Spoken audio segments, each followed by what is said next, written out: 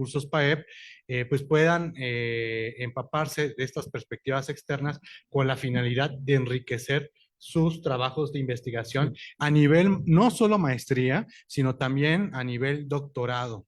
Yo únicamente quiero señalar, pues digo, no es una sesión de cuáles son las condiciones que hay que cumplir para el programa de los apoyos de PAEP, el programa de apoyos para los estudios de posgrado, pero sí al menos dejar la distinción entre que tenemos estancias de corta duración, de menos de 45 días, y también de larga duración, ¿sí? Pues a mí me toca presentar rápidamente a Yair. Él tuvo el privilegio de irse al país nipón, al país del sol naciente, a Japón, ¿sí? Para poder pues llevar a cabo una investigación sobre un poco de inteligencia artificial, digital, una cuestión del lenguaje, ¿sí? Para esto, pues le daremos unos 30, 35, 40 minutos, y también la doctora Rocío García Becerril, que nos acompaña el día de hoy como representante de la coordinación del programa de posgrado en Derecho, va también a intervenir a esta ponencia con algunos comentarios. Evidentemente también vamos a darles a ustedes el uso de la voz, pues para plantear algunas dudas que se puedan ir generando, y también que se desarrolle una discusión muy, muy sana. Finalmente, Jair también nos va a contar un poquito de cómo se fue, o sea, cómo fue esta cuestión. Yo diría como 5 o 10 minutos no más, sino irnos a la parte del fondo, ¿no? A la parte de la investigación. Así lo hacemos. Adelante, Jair, te escuchamos, por favor. Bueno, pues antes que nada, muchas gracias a la Universidad Nacional Autónoma de México por proveernos el espacio, por darnos estos pequeños minutos para hablar un poco acerca de la investigación que se ha estado realizando. Si bien la investigación se hace desde un punto de vista de la pasión, en efecto, la investigación se hace para compartirla con los demás, ¿no? A fin de cuentas, el conocimiento nos enriquece a todos y de alguna manera nos aterriza y nos lleva a nuevas playas de conocimiento, por así decirlo. De igual manera, doy un agradecimiento a la doctora Sonia, al doctor Imer, al secretario particular, el doctor Imer, a todos a mi tutor, el doctor Walter Arellano, a mis maestros, y también un especial saludo al doctor Zuno, que dirigió la orientación interdisciplinaria, que fue clave para empezar a aterrizar este proyecto de tesis. Y bueno, dando inicio a esta presentación, hablaré un poco acerca de mí. Primero que nada, bueno, yo estudié ingeniería en informática en el IPN, en UPIXA, hace ya algunos años. Soy licenciado en Derecho por la Facultad de Derecho. Dentro de mis hobbies o de mis recreaciones, soy también escritor y compositor musical incipiente, y me considero un apasionado por la tecnología y el progreso humano. Bueno, ahora sí, ¿qué es y cómo se come el Plain Language? El Plain Language es un conjunto de estrategias que empezaron a surgir como producto de la opacidad del lenguaje legal. En este caso, Richard Heaton, un parlamentario en Gran Bretaña, nos habló acerca de lo que es el good law en una conferencia, una TED Talk magistral que tuvo él. Él decía que nosotros estamos acostumbrados a ver el derecho como un ente perfecto, un ente que no admite modificaciones, una carta celestial, por así decirlo. Y él nos invitaba a pensar el derecho más bien como un conjunto de datos que pueden ser comunicables, que pueden expresarse, y más que nada que pueden ser entendidos de diferentes maneras y y con diferentes estratos sociales. Este pensamiento del good law es una nueva concepción que se le está dando al derecho y por ende al discurso jurídico. Ahora, la integración de la inteligencia artificial. Inteligencia artificial es un verbo que se ha estado utilizando prácticamente para todo, ¿no? Pareciera que ya sale hasta en la sopa. De hecho, hasta hemos visto que el 2024 fue el año de la inteligencia artificial. Tenemos a una Apple que anunciaba su teléfono, el iPhone, con inteligencia artificial. Tenemos a Samsung con funciones de inteligencia artificial. Tenemos toda esta serie de palabrería que se lleva al respecto. Pero así como nosotros hablamos de derecho laboral, de derecho civil, de derecho procesal, debemos de precisar exactamente a qué nos referimos cuando hablamos de la inteligencia artificial. Realmente la inteligencia artificial es algo que se viene gestando desde el principio de la computación moderna. Si nosotros nos vamos allá a los años donde estaba apenas gestándose Apple, nos imaginamos a los dos Steves hablando acerca de cómo iban a influenciar estas funciones tecnológicas en el pensamiento humano, y más que nada cómo nos iban a llevar al progreso. Empezaban a decir, bueno, ¿y tenemos la computadora y qué va a empezar a hacer las personas con esto y cómo vamos a lograr automatizar procesos. Entonces, esas primeras nociones de inteligencia artificial nos empiezan a dar un pequeño bagaje de cómo empezamos a llegar a lo que es ahorita la concepción moderna de la inteligencia artificial. Hubo un cambio de paradigma de hace más o menos 2 años, que fue cuando OpenAI estrenó su modelo de GPT como tal. En este caso, GPT nos ofreció la posibilidad de tener procesos a la medida y procesos pensados exactamente para las necesidades de la población de una manera instantánea. Para la programación esto revolucionó el campo por completo, nos llevó a un cambio de paradigma donde ya no solo las soluciones se trabajaban a mano, línea de código por código, sino incluso podíamos tener líneas de código complejas en segundos. De aquí la importancia de entender qué es un LLM y qué es un SLM. Mi presentación centrada de la inteligencia artificial va a explicar un poco acerca de lo que es el LLM. LLM, por sus siglas en inglés, Large Language Model, y SLM, por sus siglas en inglés, Small Language Model, no son nada más que un conjunto de datos masivos, es un conjunto de modelos de lenguaje que se llama, que son, como dicen las diapositivas, miles de millones de parámetros entrenados para comprender y generar lenguaje humano para diversas tareas. En este caso, los LLM tienen una cierta ventaja sobre los LLM, que son soluciones hechas a la medida y que de alguna manera, al ser propósitos específicos, pues trabajan mejor para ciertas tareas o peor para ciertas tareas. Ahora, hablando del breve índice, bueno, esos son los puntos que vamos más o menos a abordar. Y bueno, más, el contexto del problema. Como yo decía, ¿no? Pues el lenguaje jurídico tradicional es técnico, normativo y simbólico, ¿no? Lo que impide el acceso a la justicia para personas sin formación legal. Si una persona quiere vagar o quiere navegar por el léxico jurídico, obligadamente necesitaría cierto conocimiento de la ley para entender ciertas terminologías, para entender ciertos alcances de la ley. Y esto, a fin de cuentas, nos lleva a repensar la ley y el lenguaje como tal, el lenguaje empleado, más que como un ente neutral, sino como un ente democratizador. A fin de cuentas, esta lengua puede dejar fuera a ciertas personas que no entienden el discurso jurídico e incluso puede propagar cuestiones y estructuras de poder económico, de poder político, y puede dejar graves sesgos en la población. Si nosotros nos vamos históricamente a lo que sucedió con la reforma judicial, bueno, pues a opinión de lo que cualquiera de ustedes puede pensar, no podemos negar que existió una grave falta de conocimiento, y es una grave falta de conocimiento porque la gente no entendía. Quizás si la gente hubiera entendido, hubiera dicho, quizás sí se necesita una reforma judicial, pero se tenía que hacer de otra manera, o se tendría que pensar mejor los procesos, ¿no? A esto me refiero con la opacidad del lenguaje. De los objetivos de la investigación, bueno, yo dentro de mi tesis empecé a pensar cómo la inteligencia artificial puede ayudarnos a democratizar este discurso jurídico, cómo podemos usarla de alguna manera para poder llegar a toda esta multitud, a esta infinidad de audiencias que existen en México, de diversos estratos sociales, de diversos panoramas sociales, cómo podemos usarla para llegar a estos estratos.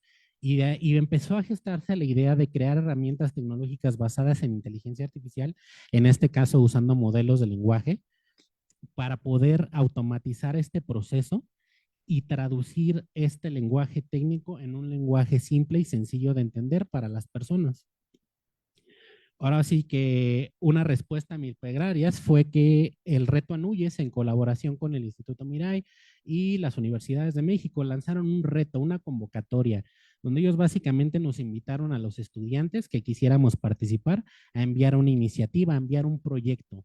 En este caso, estos proyectos tenían que estar firmemente plantados en cuestiones reales y atacar una necesidad y un problema social. Me siento yo muy afortunado de haber sido seleccionado para participar en este reto. Doy gracias a la NUYES también y a todos los involucrados por creer en un proyecto que, si bien pareciera hasta cierto punto un poco desquiciado de inicio, tiene, yo creo, todo el sentido del mundo. Como podemos ver ahí, se recibieron más de 300 iniciativas y bueno, nos seleccionaron afortunadamente a 25 personas. Estas 25 personas estuvimos en Valle de Bravo, en lo que podría llamarse como un reto de fuego, 7 días en los que nos dieron un desafío tecnológico con un problema específico. Este reto se realizó con personas que yo desconocía, que eran compañeros que también habían sido seleccionados, y al final nos evaluaron en la solución, ¿no? En este caso, el tema aleatorio que me tocó fue la violencia intrafamiliar y se diseñó un primer bosquejo de lo que sería un dispositivo para detectar violencia familiar. Eran una par de aretes y un par de collares que pretendían lanzar una alerta en caso de que una persona se sintiera vulnerada. También existía una especie de chaleco que tenía sensores en el pecho y de alguna manera emitía la alarma. Después de esta situación es que fui seleccionado y fui convocado para asistir a Japón. Ahora, este tipo de circunstancia, este tipo de viaje no es algo que se pueda realizar de alguna manera fácil. Requiere muchos recursos, requiere una gran cantidad de relaciones institucionales, de planeación. Es un esfuerzo en conjunto. Aquí debo de reconocer, y esto es como que dice el capítulo de honor a quien honor merece, a las instituciones que hicieron esto posible, principalmente la UNAM, por proveernos el recurso, bueno, por proveerme el recurso de movilidad de larga duración, también a la ANUYES por la facilitación de estas redes de colaboración directo con los institutos japoneses que tuvieron a bien llevarnos. Y bueno, y la beca CONACYT, que es la beca que muchos de mis compañeros compartimos y que va con la finalidad de estimular las investigaciones y de llegar a productos que sean realmente funcionales y que realmente contribuyan al desarrollo de la ciencia y de México. Estos trámites, si bien fueron un poco tediosos por la parte de la recolección de documentos, eh, no puedo dejar de reconocer el apoyo del comité académico, igualmente en creer en este proyecto, en apoyarme, en darme el sí. Y bueno, después de navegar por estos trámites que fueron quizás un poco extendidos, logramos el apoyo y la UNAM cumplió en tiempo y forma, como lo había dicho y como se comprometió. De mi experiencia en Japón, bueno, aquí me gusta partirlo en dos partes, el desarrollo personal y el desarrollo académico. Hay una frase que me gusta mucho de Murakami que dice que a veces cuando observamos las cosas al cabo de un tiempo desde una perspectiva un poco diferente, lo que creíamos absurdamente espléndido o absoluto es algo por lo que renunciaríamos, por lo que daríamos la vida, se vuelve sorprendentemente desvaído, ¿no? Y entonces nos preguntamos qué es lo que estábamos viendo. Esta frase me representa mucho porque Japón para mí fue un cambio de paradigma. Justamente hablaba con mis compañeros, decía, es que yo no sabía que un bosque podía tener colores tan hermosos. Me di cuenta que a mis 30 años no sabía de qué color tenía que ser un bosque. Y esto es algo que te da solamente la interculturalidad, el hecho de vivir y de convivir con personas que están en otra latitud, que tienen diferentes concepciones a las de nosotros. Y bueno, pues como todos los mexicanos que logramos salir, aunque sea de viaje o lo que sea, pues queremos traernos todo de allá para acá, ¿no? Lo de la sociedad, la cultura, la educación, todo lo queremos adaptar a México porque queremos que nuestro país sea mejor, ¿no? En este caso, el desarrollo académico fue sumamente sustancial. Tuvimos la oportunidad de estar en algunos simposios internacionales donde había expertos de Dubái, expertos de Japón. El doctor Carlos Trenada del Instituto Max Planck nos estuvo acompañando, nos estuvo dando cátedras de neurociencia. Le agradezco muchísimo todos los comentarios que me hizo. Es una persona que incluso me reconoció. Me da mucho gusto que gente de ciencias sociales estén acá con nosotros porque ustedes hacen las preguntas que no hacemos nosotros desde la ingeniería, ¿no? Las preguntas éticas, el humano al centro del desarrollo tecnológico. Creo que tu participación, me decía, es muy valiosa porque traes a la mesa preguntas que no habían estado previstas, ¿no? Aquí también en palabras del el secretario general, el doctor Plasencia, cuando nos acompañó al final de este evento en Osaka, Japón, él nos mencionaba, algunos de ustedes no se quieren ir, algunos de ustedes ya extrañan México, pero lo que podemos decirles es que su vida no va a volver a ser la misma, porque a partir de este evento canónico en su vida, ustedes van a tener tienen que detonar un potencial, tienen que llevar todo este conocimiento adquirido y tratar de hacer algo por México, ¿no? Y creo que todos los jóvenes que estuvimos ahí, pues teníamos esta intención, teníamos esta pasión por hacer algo con lo que aprendimos y con lo que fuimos privilegiados de observar. Bueno, aquí de la educación a distancia. La educación a distancia fue crucial. Esto es, no lo puedo negar. Yo tomaba clases en la madrugada del viernes al sábado. Prácticamente me aventaba toda la noche en vela. Sin embargo, el esfuerzo valió la pena porque pude estar allá, pude estar compartiendo. Y bueno, aquí igual un agradecimiento, externo un agradecimiento, un saludo a todos los profesores que hicieron esto posible. También doy un saludo y un agradecimiento a la coordinación de posgrado por dar materias en Zoom que estas materias hacen posible este tipo de viajes, este tipo de colaboraciones. Justamente dentro de los beneficios, pues es la flexibilidad de los horarios, sin importar que yo estaba en Osaka, en Tokio, en Kioto. Los desafíos, bueno, pues el manejo del uso de plataformas, que puede ser complicado para algunos maestros, principalmente de la tercera edad. ¿Y qué recomendaciones daría desde mi perspectiva? Bueno, pues impulsar la colaboración internacional con plataformas digitales, quizás conferencias con expertos de otras latitudes y pues ofrecer más materias vía Zoom para facilitar la investigación. Este semestre, desgraciadamente, no se ofertaron algunas materias de Zoom y creo que es un área de oportunidad que valdría la pena checar. Aquí están algunas de las fotos de mis compañeros. En estas fotos estábamos en los institutos de investigación. La última foto donde tengo mi diploma, bueno, es cuando ya se concluyeron las actividades. Ahí pueden ver un poco de de los viajes, del conocimiento que se hizo de este país, de la interculturalización. Incluso ahí me ven parado al lado de un androide. Si ese androide tiene un cerebro positrónico, por así decirlo, saluda, se expresa, es un poco tétrico si no están familiarizados con cuestiones de robótica, pero también es una promesa del futuro que yo encuentro bastante interesante. Y bueno, vamos a empezar a hablar un poquito más allá de eso. También ahí en la última foto, en la de hasta abajo, ven al doctor Luis Plasencia, le agradezco mucho. Si en algún momento ve esta conferencia o ve alguna semblanza de ella, muchas gracias por su apoyo, muchas gracias por estar presente y por acompañarnos hasta la última fase del proceso en Osaka, Japón. Incluso aquí vemos el reconocimiento que nos dio la NUYES, que 20 estudiantes estuvimos allá. Ahí se menciona que el licenciado el doctor Luis Paciencia estuvo con nosotros. Y bueno, básicamente eso sería lo de la investigación de la NUYES.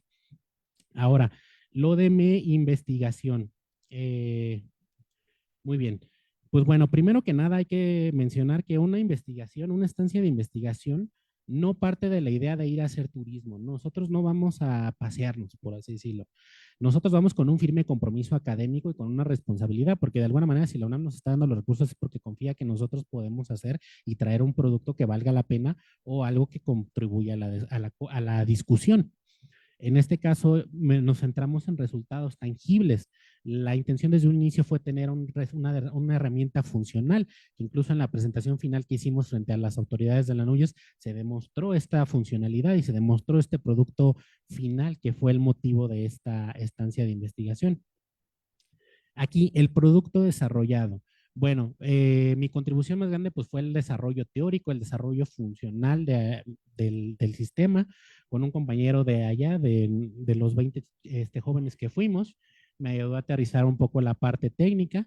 Yo tuve también que ver con el desarrollo del prompt. El prompt, si no están familiarizados con eso, es lo que se le tiene que escribir a la inteligencia artificial para tener una respuesta. Y esto lleva un proceso de perfeccionamiento, y lleva un proceso de lógica. Incluso hay una nueva disciplina que se llama Prompt Engineering, que va a dar mucho de clave en los próximos años. De vuelta al producto, la descripción pues es una plataforma educativa que convertía documentos legales en lenguaje accesible basado en inteligencia artificial y tecnologías de la nube. ¿Qué funcionalidades tenía? Bueno, reconocimiento de óptico de caracteres para extraer texto de imágenes, conectada a una API de GPT para las funciones de inteligencia artificial. También traducía texto a voz para mayor accesibilidad por las personas que no pudieran leer o que tuvieran alguna imparidad visual. Y bueno, la repercusión inicial que yo había pensado, pues era un empoderamiento de los ciudadanos en la comprensión de documentos legales, facilitarla a la justicia para las personas sin formación legal y que pues que básicamente todos pudiéramos tener una herramienta democratizadora del discurso jurídico en la bolsa, ¿no? Sin embargo, también existieron algunos impactos negativos no previstos que voy a abordar más adelante. Aquí, como pueden ver en las diapositivas, esta fue la solución propuesta inicial. Bueno, como nosotros podemos ver, el usuario agarra su teléfono, toma una fotografía y esto lo envía al servidor. En nuestro caso, nuestra aplicación es simple, con la integración de GPT, procesa el documento, extrae los caracteres y traduce el discurso técnico a un discurso sencillo, a un discurso fácil de entender. De alguna manera hay otra parte de esto que se quedó en una versión conceptual, que era, bueno, ya extrajimos la información del texto, sabemos a qué pertenece este texto. En este caso, yo había propuesto una clasificación inicial en 4 materias para no meternos en muchos problemas, que era administrativo, civil, penal y civil. Sin embargo, decía, bueno, ya sabemos a qué materia pertenece. ¿No sería estupendo que nosotros pudiéramos conectar directamente con algún experto que nos ayudara a resolver esta situación. Y justamente la segunda parte del proceso era que los usuarios o los abogados se registraran en una plataforma legal, ya sea como despachos, como recién titulados. No había discriminación, no íbamos a poner un criterio de eres despacho sí, eres solo no. Y a través de calificaciones y reseñas, los usuarios iban a poder tener un empoderamiento, iban a poder decir, ah, este abogado sí me ayudó, este abogado no me ayudó, y de alguna manera también tener una transparencia de los precios, de los costos, de más o menos cuánto le saldría llevar algo así, incluso. Las tecnologías usadas, aquí, bueno, aquí no se alcanza a ver, voy a mover esto rapidísimo. Pues para el frontend fueron React, React Native. Para el backend, el frontend es todo lo que está a la visión del usuario, todo lo que está por delante. El backend es toda la funcionalidad, digamos que todo lo que está debajo del cofre, lo que hace funcionar estos sistemas. Y aquí, bueno, pues podemos ver el logotipo de OpenAI, ¿no? Que es lo que decidimos utilizar. En un inicio yo había llegado con la idea de utilizar un modelo LLM entrenado. Sin embargo, desde ahí tuvimos como que nuestra primera banderita roja, porque como vamos a ver más adelante, un modelo LLM tiene un costo prohibitivo, lo que lo hace inaccesible para muchas personas, e incluso hay cuestiones éticas que valdría la pena considerar.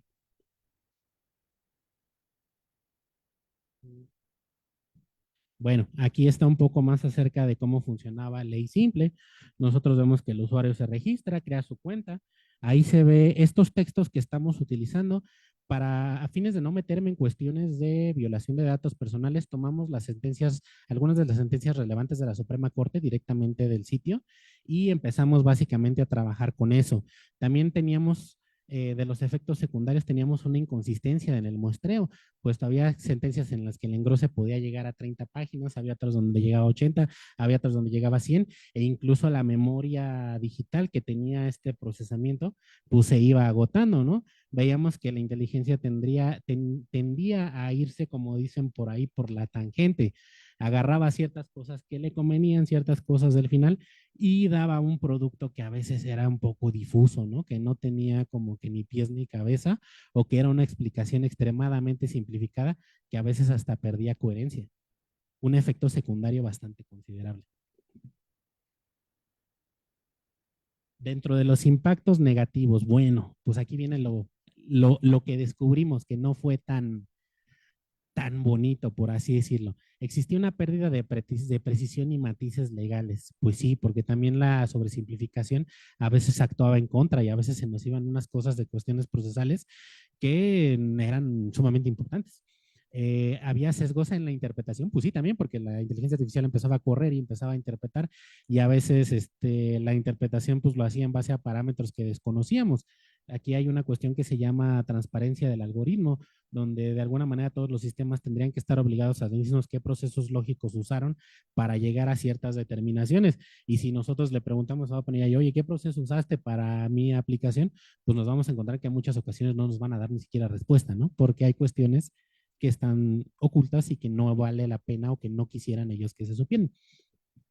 Hay una falsa sensación de accesibilidad primero del lenguaje sencillo. Pues sí, porque de alguna manera, pues sí, estaríamos empoderando a los ciudadanos, pero también no sabíamos también qué tan efectivo era lo que estábamos haciendo porque no teníamos una mezcla lo suficientemente homogénea para poder llegar a una desviación estándar y decir, tenemos un porcentaje de error tal y nuestra aplicación tiene un porcentaje de efectividad tal. Entonces, esto también nos dijo, bueno, la calidad de los datos que estamos ingresando no es tan buena, porque si la calidad de los datos fuera buena, nuestro resultado final sería más homogéneo. De aquí retomo una idea central del plain language que dice, si nuestro lenguaje es técnico y altamente especializado, la inteligencia artificial no es magia. La inteligencia artificial no va a saber cómo guiarse y cómo descifrar lo que nosotros quisimos o pretendemos decir. Es nuestra responsabilidad llevar ese producto escrito a un 50% de efectividad a fin de que la inteligencia pueda hacer el resto y adaptarlo a las diferentes latitudes. ¿Por qué? Porque si no tenemos un muestrario que no da sentido. Había respuestas buenas, respuestas malas y un caos al final. También se hace una hincapié en la dependencia excesiva en la tecnología.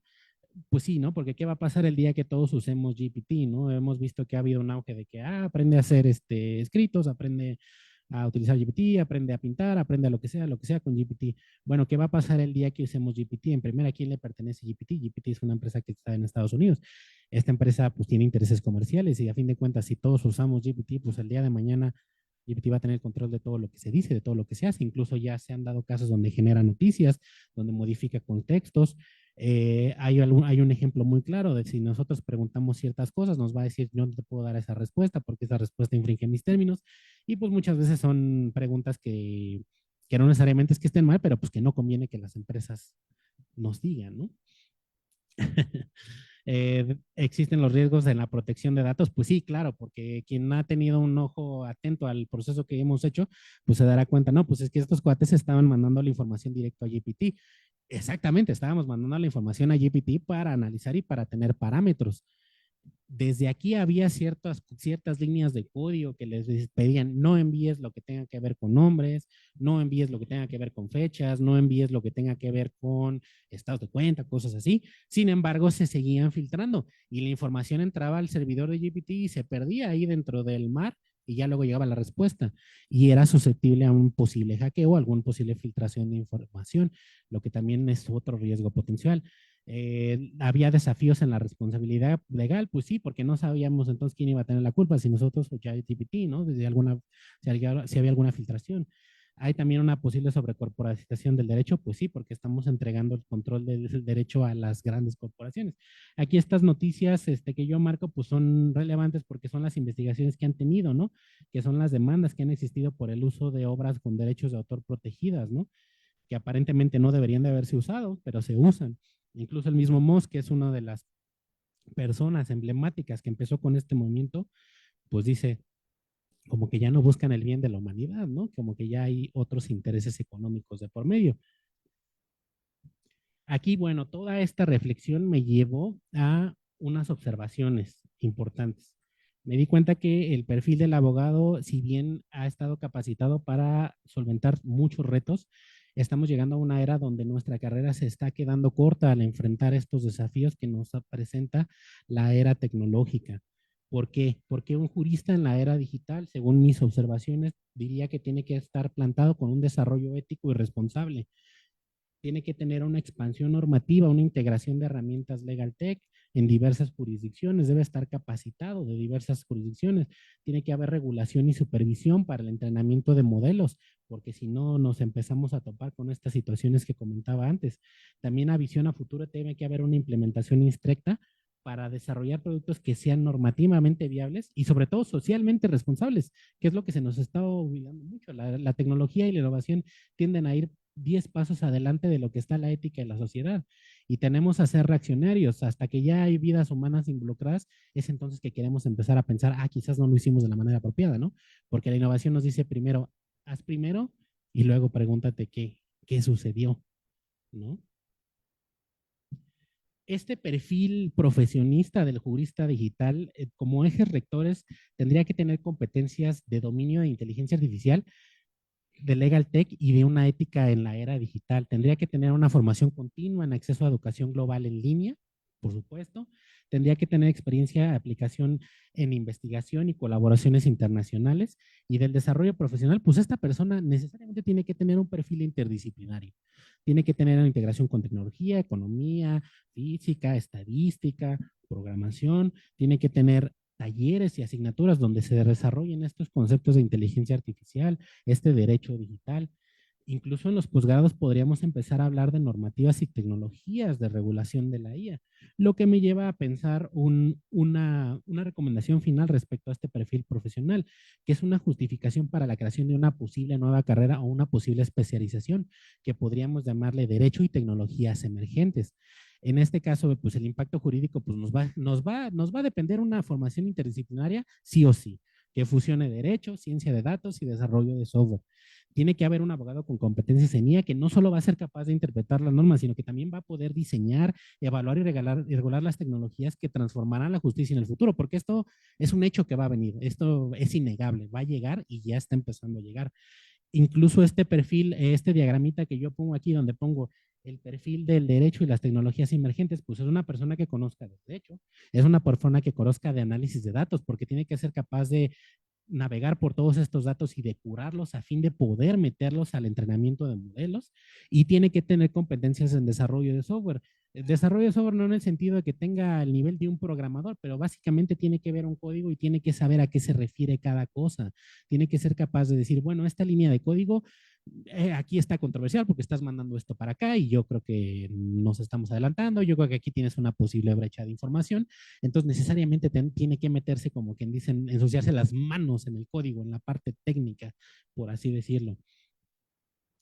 Y bueno, de las conclusiones, bueno, yo creo que el impacto del proyecto, pues bueno, sí representó un avance, un primer ejercicio en la democratización del acceso al lenguaje jurídico, pero también trajo a evidencia los posibles riesgos de que la innovación desmedida puede traernos, ¿no? Sin este enfoque humanista, que tiene que ser el humano al centro, antes que nada. También sería fundamental que este desarrollo tecnológico pues tiene que avanzar de manera responsable, con precaución y siempre pues pregonando un equilibrio entre progreso y ética, ¿no? Aquí una reflexión final de mi proyecto, bueno, pues yo diría que es la combinación, sí, la combinación de tecnología y derecho es esencial para abordar estos desafíos, pero pues también tiene que seguir impulsando el desarrollo de herramientas digitales que faciliten la práctica legal y la educación jurídica, ¿no? O sea, el enfoque humano es sumamente, el humano tiene que estar al centro, eso es innegable. Y bueno, y socialmente responsable, ¿no? Porque de alguna manera tienen que ser herramientas que democraticen la justicia, más no que incluso acrecenten esas barreras o esas diferencias, esas brechas. Gracias. Bueno, y aquí, esta diapositiva es como quien dice, como que el añadido. Explicaré la foto. El señor que ustedes tienen ahí en la fotografía es el señor Ishiguro. Él es famoso porque es parte de un grupo revolucionario en Japón que están promoviendo algo que suena muy bonito, pero que quizás puede ser hasta cierto punto controversial, que es la Sociedad de Avatares 2.0. Tuvimos la fortuna de estar en el simposio donde se empezaron a discutir expertos acerca de estos temas. Y bueno, en estos conceptos, el gobierno japonés está comprometido para el año 2050 tener una estructura de sociedad de avatares funcional en un 50 a 70%. ¿Esto qué quiere decir? Ellos están apostándole al teletrabajo, a la teleoperación y a las redes 5G y posteriores. ¿Por qué? Porque ellos quieren que uno sea capaz de quedarse en su casa y el avatar sea el que salga a hacer las labores, el que haga el trabajo, el que haga el súper, el que haga la despensa, el que se comunique, el que interactúe con otros avatares. Esto también parte de una cultura que tienen ellos, que es una cultura kawaii, que es una cultura de lo lindo. Para ellos, como pueden ver, los avatares también son algo de respeto, algo de honor, tiene que ser algo bonito porque es un reflejo, una extensión de mi personalidad como ser humano y va a ser quien va a interactuar con otros avatares. Hay una serie de empresas que han estado a la vanguardia respecto a esta sociedad de avatares, que han propuesto herramientas teleoperadas, han propuesto algunos cascos que incluso mandan señales eléctricas al cerebro, que es algo controversial.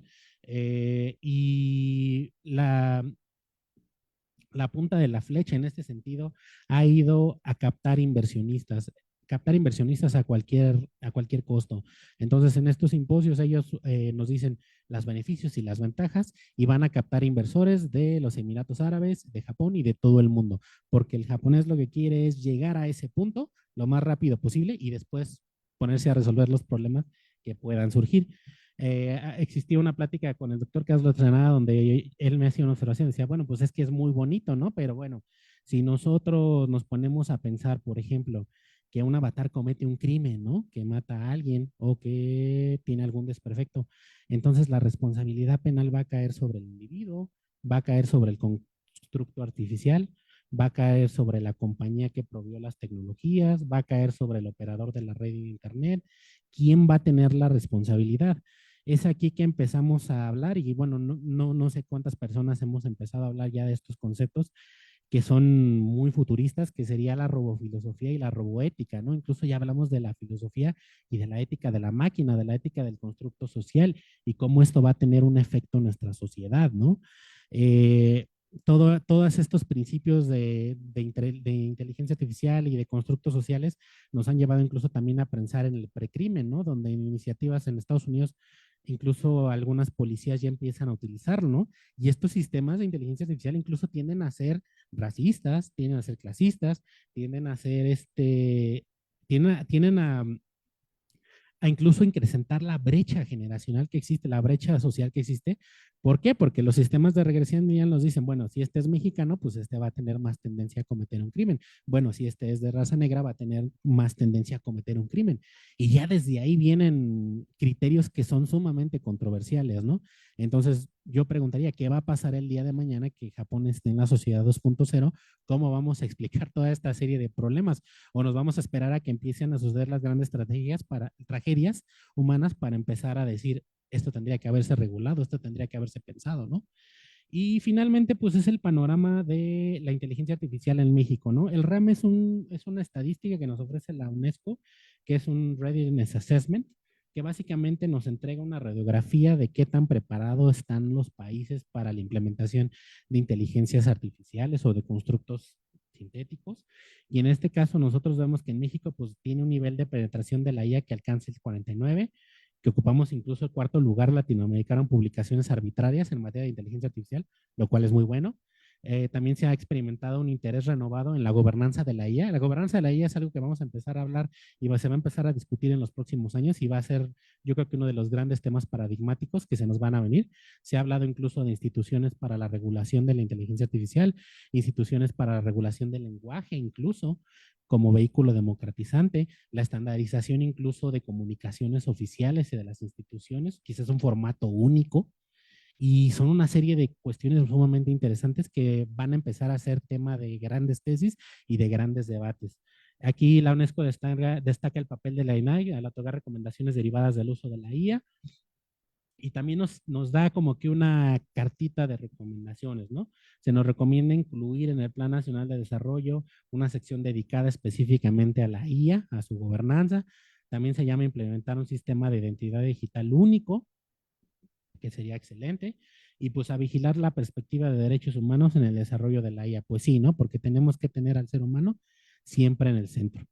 Y bueno, ya para ir cerrando esta breve charla, yo creo que es un futuro optimista para México. Me consta y lo puedo decir que México tiene a algunos de los mejores desarrolladores de software del planeta.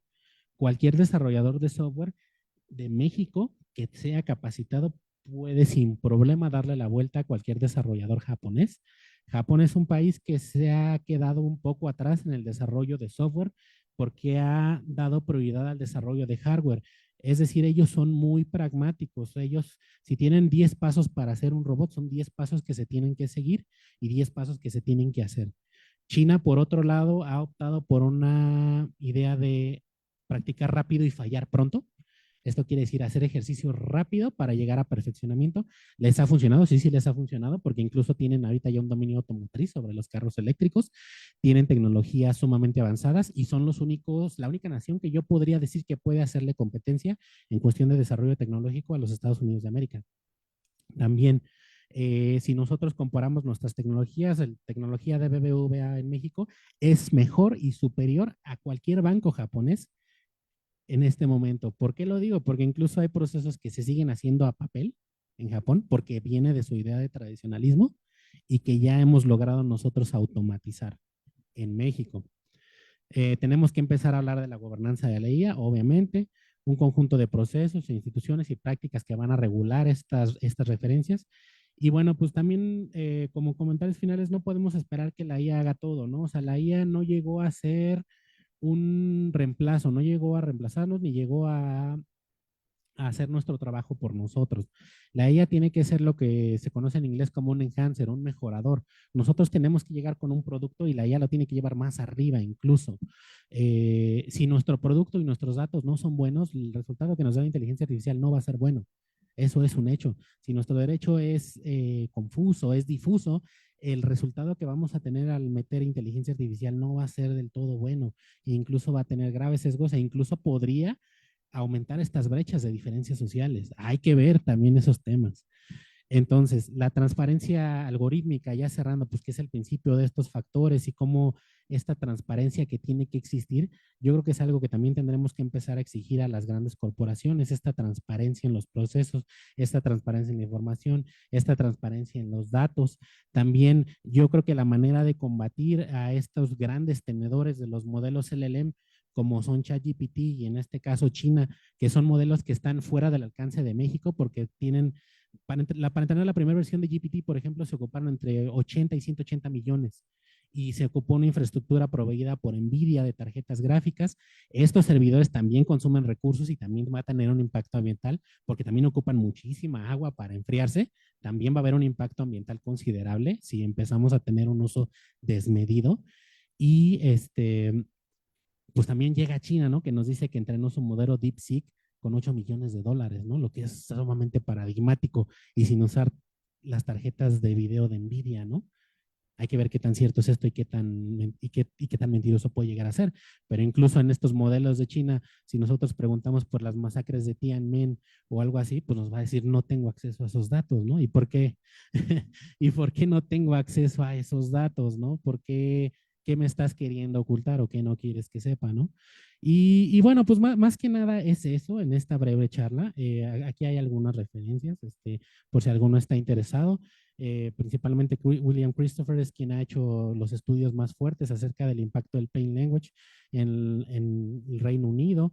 Los países que han liderado estos movimientos de lenguaje simplificado y que ya están empezando a hacer ejercicios de implementación de inteligencia artificial en lenguaje simplificado, pues es Estados Unidos, Suecia, Gran Bretaña y en algunas latitudes como Corea del Sur, bueno, ellos han optado por otra metodología donde ellos han metido todo su derecho en un sitio único. También hay que ver que también les ha funcionado. Y pues Japón por su lado ha implementado videos, ha implementado caricaturas y ha tenido una estrategia de la enseñanza del derecho donde ha estratificado y hay manuales para la enseñanza del derecho en la primaria, en la secundaria, en la prepa e incluso tienen hasta una mascotita, ¿no? Y videos. La mascotita es algo muy de ellos porque, repito, es su cultura kawaii, lo que les gusta, la cultura bonito, pero pues hay que ver también qué tan efectivas han sido estas estrategias, ¿no? No podemos empezar a hablar todavía, yo creo, o es muy apresurado de medir calidad de las sentencias o medir calidad de las resoluciones con inteligencia artificial porque todavía no hemos tenido este periodo de plain language, que yo creo que es lo primero que tendríamos que abordar antes de pensar en inteligencia artificial aplicada al discurso jurídico del derecho. Y eso sería todo. Muchas gracias por su atención.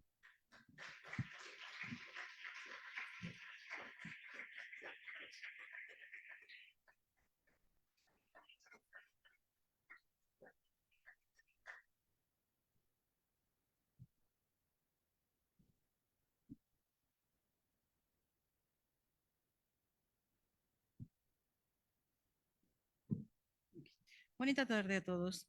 Primero que nada, pues darle las gracias por estar aquí y darle las gracias a Sergio, que estuvo el día de hoy aquí y que nos demuestra cómo es importante aprovechar estos recursos que te da. Y no nada más la universidad, como tú lo dijiste, también hay otras instituciones que a ustedes les facilita y que por parte de nosotros del posgrado, pues es ayudarles para que ustedes puedan salir adelante y para que puedan seguir con sus estudios y puedan hacer un poquito de ejercicio, en tu caso, pues con la inteligencia artificial, habrá otros que querrán hacer ejercicios en conocer o hacer un poquito de derecho comparado. Sí, como pudimos ver, pues a lo largo de la plática de Sergio, sí, nos habló de esta gran importancia de su investigación sobre temas de la democratización del derecho a través del plain language y las nuevas tecnologías de inteligencia artificial. ¿Sí? Como vemos, nuestro ponente se ha centrado en su investigación en la simplificación del lenguaje normativo, de modo que la ciudadanía pueda entender mejor sus derechos y obligaciones. Y no sé, cuando estabas tú hablando, me pregunté, eh, todavía falta mucho, al menos a nosotros creo que nos falta mucho por caminar y sobre todo más en la educación. ¿Qué tanto va a servir para las personas que tengan esta disminución visual, por ejemplo? ¿Podrá ser un buen ejercicio para enseñarles? Sí, sí justamente Estas ideas del Clean Language empezaron también en el área de la física cuántica, y nos decían los primeros grandes expertos, es que el hecho de que el tema ya es complejo en sí, ¿no? Entonces decía, el hecho de que tú ocupes un lenguaje altamente técnico lo hace incluso más complejo y pone más barreras que hacen que las personas se queden atrás y no accedan al conocimiento, ¿no? Creo que si algo rescatamos de Plain Language es lo valioso que es como herramienta democratizadora y como herramienta inclusiva, ¿no? Creo que incluso para la educación, o sea, el Plain Language en Estados Unidos incluso ya hay estándares ISO de calidad donde ya miden que también escribimos en lenguaje simplificado, ya uno se puede llegar a certificar en lenguaje simplificado, y es algo que no solamente afecta al derecho, sino afecta a todos los aspectos de la vida, ¿no? Y yo creo que va a ser una herramienta fantástica, y con la ayuda de inteligencia artificial y constructos digitales, incluso podríamos estar hablando no solamente de un sistema que esté traduciendo o diciendo los textos en hablado, por así decirlo, una bocina, sino incluso a través de sensaciones, a través de estímulos auditivos, de estímulos visuales, de estímulos en el cuerpo. Se ha hablado mucho también de estas tecnologías. Entonces yo creo que es el gran paradigma que va a determinar cómo va a desenvolverse la sociedad en el futuro, ¿no? Incluso para cuestiones climáticas, tener discursos con lenguaje accesible sería fantástico porque llegaríamos a muchas poblaciones. Entonces sí, yo creo que va a ser la herramienta inclusiva y de accesibilidad del futuro, y que ya está empezando a tener grandes impactos en la sociedad. Gracias, Sergio. También me surge esto de que hablas de la ética y la transparencia. Es muy importante, pero ¿cómo podríamos detener esto? Porque efectivamente los datos pues están en la nube y sabemos que cuando haces tú, simplemente utilizamos, ya no digamos inteligencia artificial, utilizamos a Google y preguntamos si nos salen cosas que a lo mejor ni siquiera tú te podías imaginar que estuvieran, ¿no? Y que te encuentras con datos personales del vecino o de tu familia. Entonces, ¿cómo podrías detener esto? Bueno, también hay que aclarar algo. No hay algo que se conozca y no ha existido y no ha sido desarrollado por la humanidad. No hay algo que sea un sistema seguro, un sistema 100% infalible. Eh, la vulneración de los sistemas no es cuestión de si va a pasar o no, sino es cuestión de cuándo. Incluso vemos que empresas como Apple pagan grandes cantidades de dinero por bien quiere vulnera primero sus actualizaciones y sus sistemas operativos. En este sentido, la educación de estas cuestiones tiene que ir dirigido al usuario. Tendríamos que hacer que las personas no, bueno, son libres de compartir lo que ellos quieran, sin embargo, tendríamos que darles el conocimiento de que solamente compartan los que están ellos 100% seguros, que no les afecte que esté en las redes. En este sentido, si en algún momento te afectaría que alguna fotografía tuya comprometedora estuviera en las redes sociales o estuviera circulando por internet, quizás la recomendación sería, pues no la subas, ¿no? Porque tú sabes que en algún momento inevitablemente ese sistema va a estar vulnerado. Entonces, creo que eso sería primero. Si algo hemos visto de las charlas de educación algorítmica, es que se centran 100% en el usuario. Primero se le habla al usuario, después se habla acerca del sistema, porque justamente la responsabilidad final, pues sí cae en lo que nosotros queremos compartir, ¿no? Y qué tanto estamos dispuestos a perder también. Muchas gracias. Y bueno, hablando de becas de larga duración y corta duración, digo, así que como comercial, les recomiendo mucho que por favor vean, ustedes tienen la oportunidad de utilizar estas becas y hacer de veras estas investigaciones o poder hacer estas cortas instancias en relación con la investigación que ustedes van a realizar. ¿Cómo te fue? Bueno, pues respecto a las becas, fantástico, ¿no? O sea, creo que el hecho de que la UNAM nos ofrezca esta posibilidad de poder solicitar una beca y hacer una estancia de investigación es algo que yo creo que toda la comunidad debería de aspirar y debería de querer, porque es un cambio de paradigma, es un cambio de perspectiva, y más que nada el hecho de salir de lo que nosotros conocemos. Bueno, tradicionalmente nuestra facultad pues es muy centrada en cuestiones en Europa, cuestiones muy eurocéntricas, ¿no? Incluso sistemas eurocéntricos, sistemas de pensamiento de España, sistemas de pensamiento quizás algunos de Latinoamérica como Colombia, que ha tenido mucha relevancia, pero creo que el hecho de ver hacia otros lugares siempre enriquece y más que nada nos da una visión distinta de la vida y de la carrera y del proyecto en general. Eh, sí, el trámite puede llegar a ser un poco exhaustivo por el hecho de todos los documentos que hay que generar, por las constancias, por el hecho de que uno tiene que estar en comunicación con los expertos y decir, ¿sabe qué? Que me pidieron esta carta, ¿sabe qué? Que hay que corregirla y es como que el ida y venida, pero pues al final todo vale la pena, ¿no? Y la verdad, pues el hecho de pertenecer a la UNAM, bueno, a la máxima casa de estudios y que tenga tantas relaciones y seguir acrecentando estas relaciones, pues siempre es algo fantástico, ¿no? Yo se lo recomiendo a cualquier persona de tanto de maestría como de posgrado. Si tienen la oportunidad, váyanse, aprendan y traigan algo que valga la pena y que pues nos enorgullezca a todos, ¿no? Muchas gracias, Sergio. Bueno, por mi parte, pues es todo. Les agradezco mucho que hayan estado aquí. Yo les digo que efectivamente uno de los grandes retos para el posgrado de Derecho es esto de las tecnologías y todo lo que es el discurso de emergente. Yo creo que es algo que lo tenemos en la vista y seguramente haremos algo para que se siga estructurando, ¿no? Te agradezco mucho, Sergio, por haber estado aquí. Te agradezco por haber aprovechado los recursos y lo que te da la universidad. Gracias. Gracias, doctor. Muchas gracias. Bien, vamos a abrir a una pequeña ronda de preguntas y respuestas por parte del público. ¿Alguien?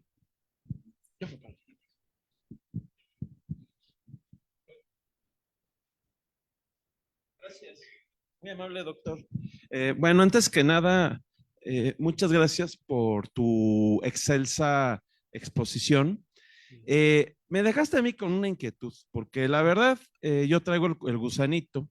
Lo hemos propuesto aquí ante las autoridades de crear una especialidad en Derecho a las Telecomunicaciones. A mí me fascina ese tema y bueno, todo lo que vuela a telecomunicaciones. Y bueno, hablábamos hace 20 años en el MIT sobre la brecha digital. Ahora, pues ya me hablas de mercados digitales. O sea, digamos, en la primaria voy de peor en peor, porque primero la brecha que pues no terminamos de cerrarla y luego los mercados digitales. Hiciste un comentario que sí me dejó pasmado. Yo siempre hablo de Silicon Valley, del MIT, y bueno, y ahí me acuerdo de los magnates mexicanos que han sabido hacer muy buenos negocios con esto, que bueno, ojalá y Dios me haga uno de ellos en la siguiente vida, desde luego. Esa inteligencia, sobre todo, para hacer tanto dinero, pero bueno, que sí, no los dejo de admirar. Tú hablabas de que aquí se desarrolla muy buen software. Te soy bien honesto, reconozco que soy un lego en eso, porque yo siempre pienso en el MIT, que bueno, es pues estas cosas que nos venden los americanos, pues esto ya va para abajo allá. Digo, y hacen un incremento de ganancias que, bueno, que a uno le da un paro cardíaco, ¿no? ¿Me podrías decir qué laboratorio aquí tenemos para decir, oye, somos unos desarrolladores de software de primer mundo? Muchas gracias. Gracias, doctor. Bueno, antes que nada, muchas gracias por sus comentarios. Agradezco mucho sus comentarios y todas sus observaciones. Bueno, aquí yo creo que para resolver la pregunta, pues es fundamental rendirle honores a mis compañeros, a todas las personas que fuimos para allá, que fueron pues cerca de 25 personas, más o menos todos de ingeniería, y que me dejaron completamente pasmado por realmente el nivel de soluciones que pueden dar a nivel informático. Es decir, yo estudié la carrera ya hace algunos años, ya estoy oxidado en cuestiones de código en algunos casos, tuve que volver a recapacitarme con estas nociones del GPT, de toda esta generación de textos, pero estos cuates de verdad me dejaron pasmado porque participan en competencias, hay competencias que organiza el Politécnico Nacional, incluso competencias de hackatones, tenemos SCOM, tenemos UPIXA. Yo creo que el gran talento que está surgiendo de las universidades públicas, también aquí nuestros vecinos de las facultades de ingeniería, han participado en concursos internacionales de software y han obtenido incluso grandes premios, han obtenido premios. En este caso, cuando estábamos allá se desarrollaron hackatones, teníamos una persona que estaba coordinando un equipo desde allá, un chavo de 22 años estaba coordinando un equipo de 5 personas en México acá y quedaron en un segundo lugar haciendo una solución de software, ¿no? Son jóvenes que tienen una hambre por el conocimiento, una hambre por capacitarse y por enfrentar los retos de manera increíble. Cuando estábamos allá, hubo uno que consiguió una estancia de trabajo para Tokio como desarrollador de software, y nótese que es una persona que ni siquiera tiene la mitad de la carrera y consiguió una estancia para desarrollo de software en Tokio. ¿Por qué? Porque le dijeron, lo que estás haciendo no lo hace ningún japonés, te necesitamos aquí. También compartimos ahí en el instituto, mira, con este joven se llama Necochea, que es el número 7 a nivel nacional en cuestión de código. ¿Y cómo miden estos parámetros de programación? Hay ciertas evaluaciones que se hacen al año y que son estándares mundiales en los que pueden participar cualquier persona que se inscriba.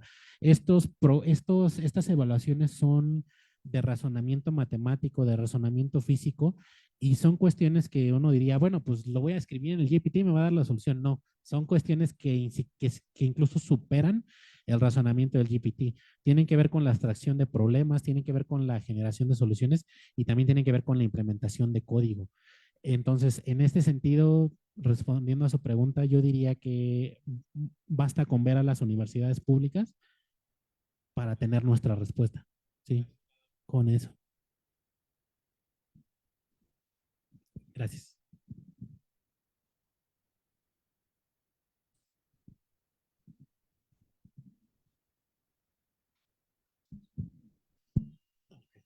Gracias.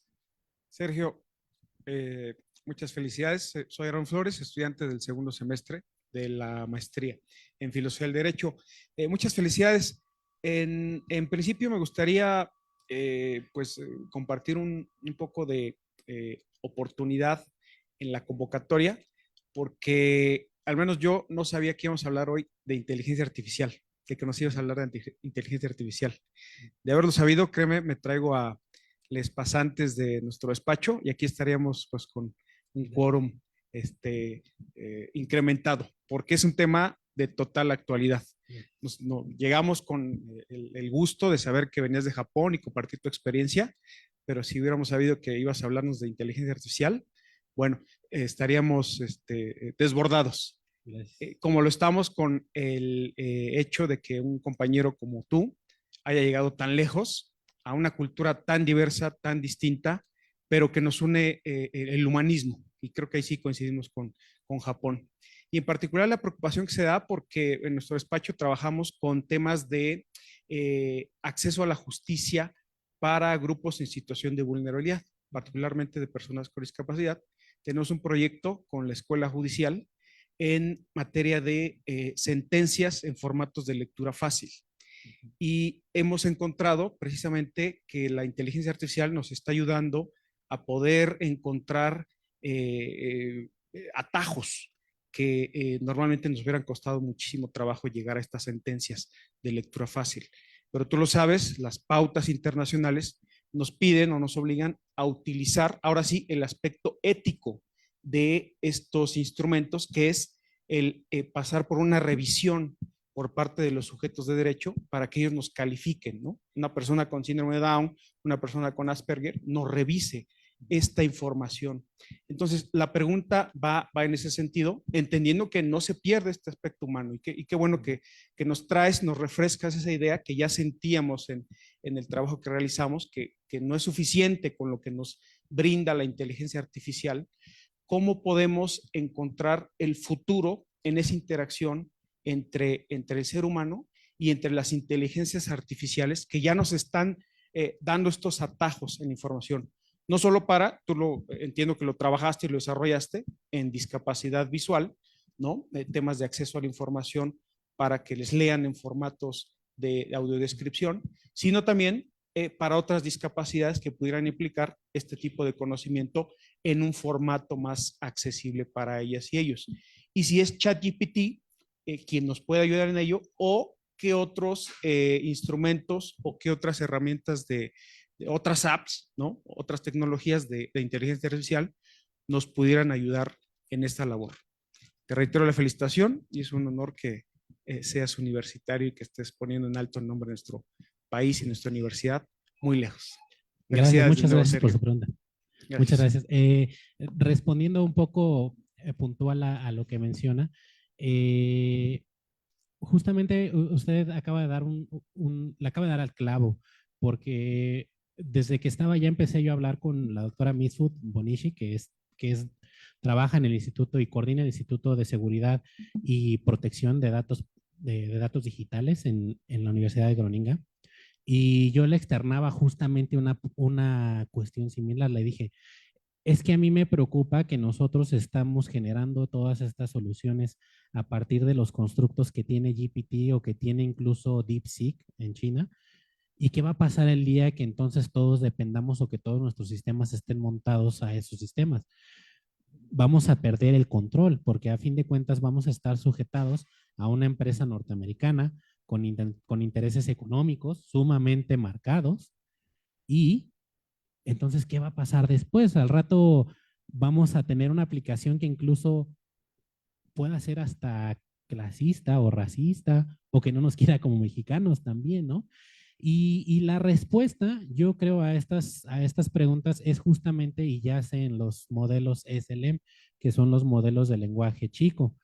Estos modelos de lenguaje chico, yo creo que tendrían que empezarse a trabajar, como quien dicen, a la mexicana, con desarrollos de software en México y con equipos en México.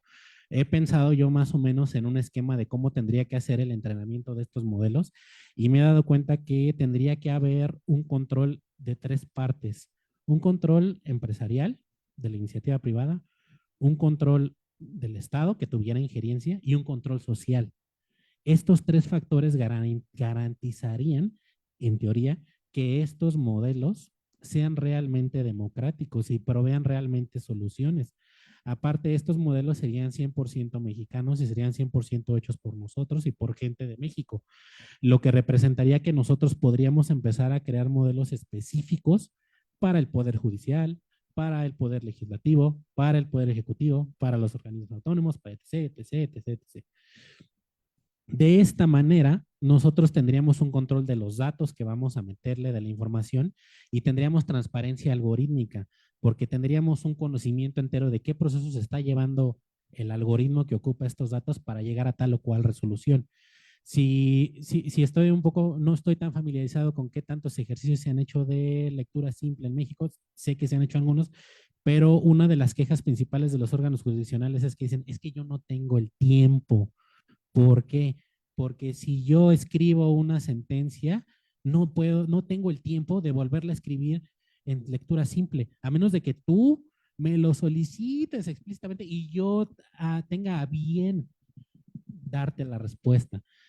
Pero esto no siempre es el caso y es justamente una de las problemáticas, porque también quizás estaríamos siendo injustos si nosotros le exigimos a un poder judicial, es que es tu obligación, me la tienes que dar también en lectura simple, no me importa que no duermas, pero tienes que dármelos, porque también estaríamos cayendo en absurdos.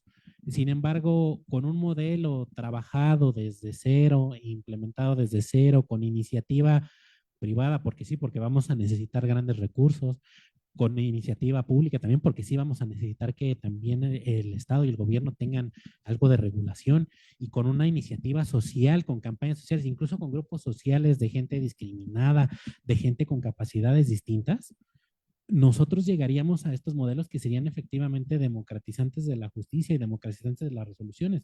Entonces, respondiendo a su pregunta, yo creo que la respuesta yace en los SLM y dejar de ver tanto hacia los modelos LLM como ChatGPT. Yo creo que los modelos chicos son la respuesta.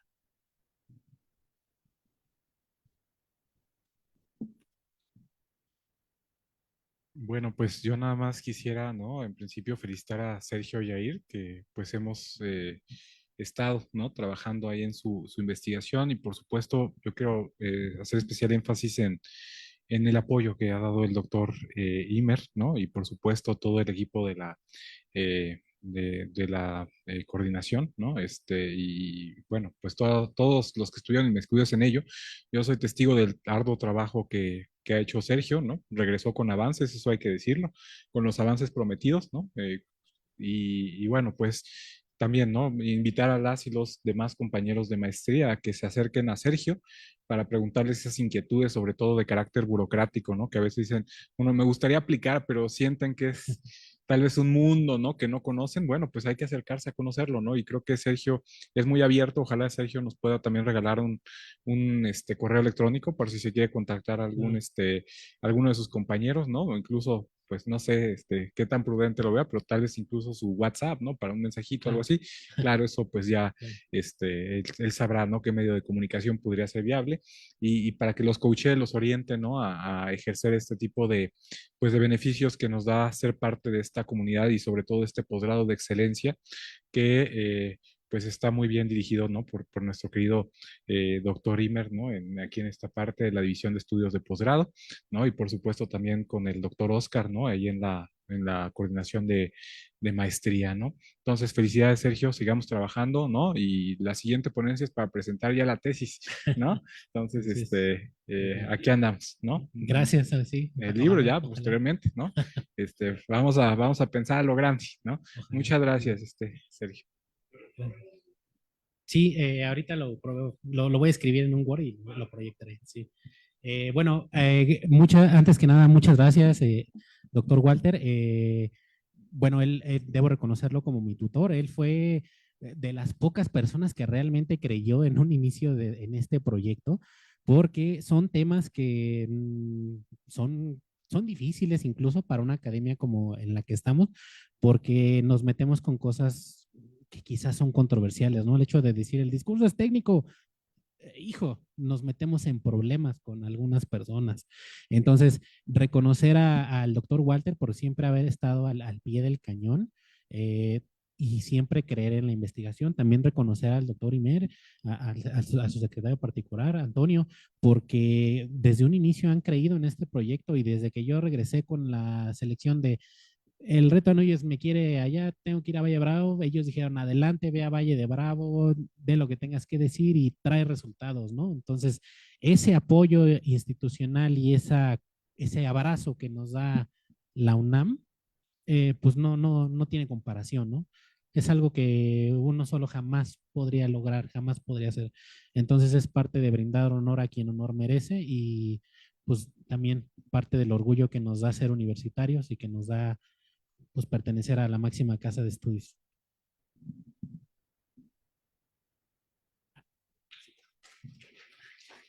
Creo que había una pregunta, ¿no?